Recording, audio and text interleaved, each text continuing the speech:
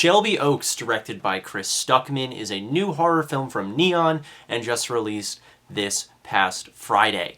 So Chris Stuckmann was one of the first movie critics I ever became aware of. Early on, he was a massive influence on my content and style of analysis. I ate up everything Chris Stuckmann did, and despite outgrowing my obsession over his channel and disagreeing with quite a few of his opinions over the years, I've always had a ton of respect for the clear passion and reverence he has for the art form. You can tell he lives and breathes film every single day, and the potential of somebody like Chris Stuckmann being given the budget, time, and resources to make a widely released feature-length film is quite inspiring. I've been following his journey on making Shelby Oaks for the better part of 5 years now, and I could not wait to see the finished product.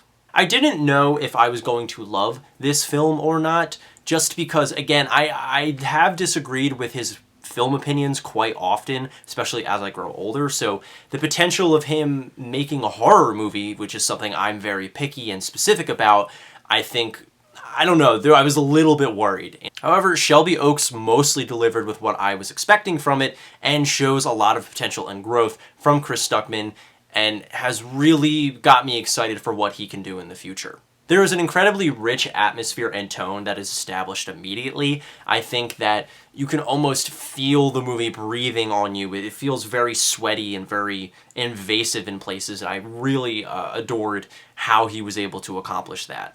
It tied itself to a very specific time period in technological advancements and internet culture, and it framed the narrative in a way that helped build the tension and mystery surrounding our characters. I love the implementation of found footage and early YouTube in this film. It's something that he obviously very much understands, and you can tell that this wasn't made by someone who doesn't understand the internet, obviously, because he has lived and breathed that experience for however long he's been doing his channel, and I think that he is the perfect kind of filmmaker to tackle this kind of theme.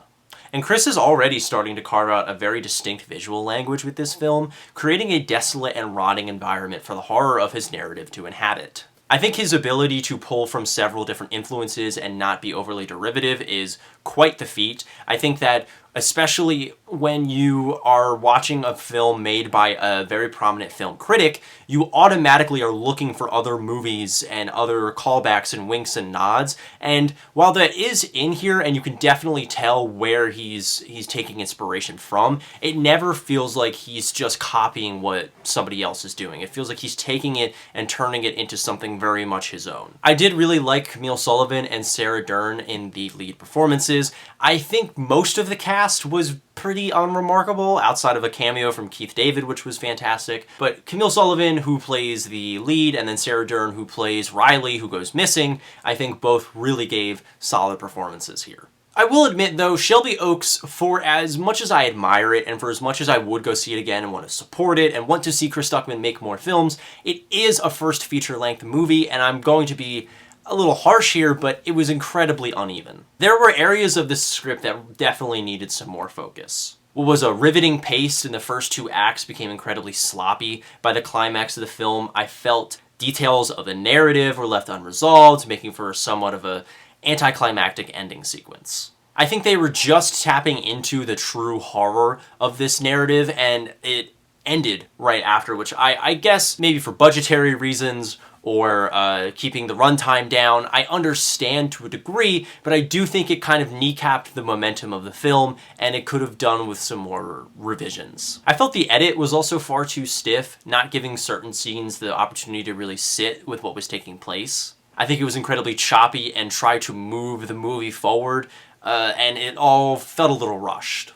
I also wanted a lot more from the antagonist, as I felt the writer took a safe option at every turn for what could have been some really interesting folklore and local legend type horror. The movie really does have its ups and downs. It's not as great as maybe I was hoping it would be, however, I do understand why I didn't fully click with it. And for as mixed as my feelings are on the film, I still left the theater being satisfied with what Stuckmann and co were able to accomplish. This is a really impressive feat, and obviously years of hard work went into the film, so I can't really bash it because I just am so damn inspired by the thing. But that being said, it's not a perfect movie. I do have issue with some of it. I can't say it's one of the best of the year or anything, but it still is solid. I'm going to give it a very strong 3 out of 5, maybe even a light 3.5 eventually. I don't, we'll see. But that is my thoughts on Shelby Oaks. Thank you so much for watching. Please go watch this movie and support it. Support Chris Stuckmann, all that good stuff. I think, again, for as much as I maybe disagree with him on a critic level, I think that he is somebody who is incredibly necessary and needs his voice echoed a lot more when it comes to independent filmmaking. So thank you so much for watching this. Go support this movie. Comment down below, subscribe, all of that good stuff, and I will see you with the next review. Thank you so much for watching.